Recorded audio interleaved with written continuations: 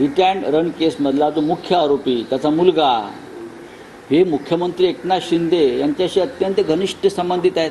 त्यांचे माझ्या माहितीप्रमाणे त्यांचे व्यावसायिक संबंध आहेत, ठाणे जिल्ह्यातले आहेत. त्यांच्या पक्षाचे ते उपनेते आहेत असं मला कळलं. मुख्य आरोपी हा सुरतला पळून गेला आहे, त्याला ठेवला आहे की गुवाहाटीला लपवला आहे.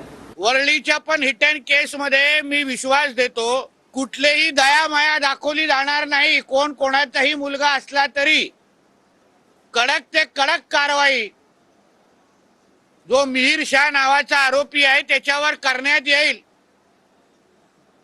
मग तो कोणाचाही मुलगा असो, कोणाच्याही नेत्याचा मुलगा असो, काही फरक पडत नाही. या अगरवाल प्रकरणामुळे चोरांना, ऍक्सिडेंट करणाऱ्यांना एक नवीन पळवाट काढण्याचा मार्ग मिळाला आहे. ऍक्सिडेंट केल्यानंतर गायब व्हा, तुमचं ब्लड सॅम्पल दुसऱ्याचं हजर करा, ड्रायव्हर तिसरा हजर करा. 60 तास होऊन गेले, 60 तास हा शहा गायब होता कुठे?